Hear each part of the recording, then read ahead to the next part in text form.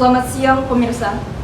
Kembali lagi bersama saya Aisyah Nur Malatifah dalam acara Skuralos TV Jakarta untuk mengabarkan berita-berita yang teraktual dan terpercaya yang telah kami rangkum dalam acara Skuralos TV Jakarta siang ini.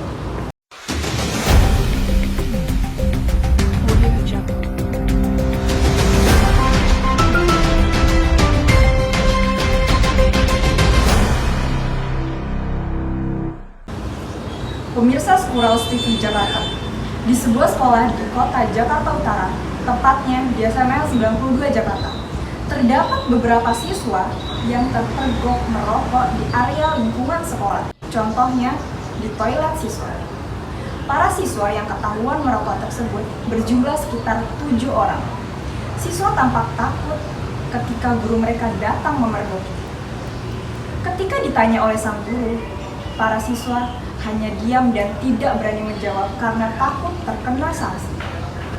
Namun, ada juga dari mereka yang berani menjawab dan akhirnya mengakui kesalahannya juga meminta maaf. Semua siswa yang ketahuan tersebut datang dipanggil orang tuanya untuk menemui kepala sekolah. Baik pemirsa, kami akan menghubungkan langsung dengan partner saya, Nur Aziza, yang telah berada di SML 92 Jakarta untuk melaporkan bagaimana reaksi warga sekolah dalam menghadapi kasus merokok tersebut. Ya, teruntuk Nur Aziza, dipersilahkan melaporkan. Ya, terima kasih Aisyah. Baik pemirsa, saat ini saya sudah berada di SMAN 92 Jakarta, tepatnya di Cilincing, Jakarta Utara. Saat ini sudah ada bersama saya salah seorang siswi SMAN 92 Jakarta. Baik, selamat siang, dengan siapa? Saya Zahra Rashid dari kelas 12. Baik, langsung saja saya ingin bertanya. Untuk Azara, apa pandangan Anda sebagai sesama siswa mengenai kasus merokok yang terjadi beberapa bulan lalu? Pandangan saya terhadap rokok ini sangat buruk. Rokok merupakan barang yang jika dikonsumsi dalam waktu yang panjang dapat menyebabkan berbagai jenis penyakit. Merokok merupakan kebiasaan yang tidak baik, khususnya bagi para pelajar. Rasanya tidak etis jika masih pelajar sudah merokok, apalagi melakukannya di sekolah. Seharusnya jika mereka ingin merokok, harus tahu tempat agar tidak merugikan siapapun. Baik, menurut Anda, mengapa mereka memilih untuk melakukan perbuatan tersebut di dalam toilet siswa? Menurut saya, mereka melakukannya di toilet dikarenakan toilet siswa dengan toilet guru itu kan terpisah, sehingga guru jarang yang menjangkaunya, sehingga mereka pikir lebih leluasa untuk merokok di toilet. Baik, untuk waktu kejadiannya, kapan para siswa melakukan perbuatan tersebut? Apakah ketika waktu pembelajaran atau di luar waktu pembelajaran? Di luar jam pelajaran pada saat guru tidak ada di kelas. Lalu bagaimana penanganan bagi siswa yang ketahuan merokok di sekolah? Kalau itu langsung ditangani oleh wali kelas dan guru BK. Baik, terima kasih Azara atas info dan waktunya. Selamat beraktivitas kembali. Selain itu, kasus ini tentu ditindaklanjuti oleh para pihak sekolah, khususnya guru BK SMAN 92 Jakarta. Para siswa tentu saja diberi arahan dan peringatan atas perbuatan yang telah dilakukannya. Baik pemirsa, untuk saat ini saya ingin berbincang sedikit dengan salah satu guru BK di SMAN 92 Jakarta, yaitu Ibu Leni. Baik, selamat siang Ibu Leni. Selamat siang. Ya baik, saya ingin bertanya sedikit. Kira-kira apa faktor yang menyebabkan siswa melakukan aksi merokok tersebut di toilet siswa? Ya, faktor yang menyebabkan untuk siswa yang merokok ya di lingkungan sekolah yaitu ada 3 faktor. Yang pertama adalah pengaruh orang tua, lalu ada namanya teman sebaya, lalu ada yang namanya pengaruh faktor dari kepribadian, gitu ya. Tapi kalau kita lihat di usianya mereka itu lebih ke identik adalah teman sebaya, karena sudah terjadi di mana-mana yang mempengaruhi mereka seperti itu adalah gak jauh dari teman sebaya.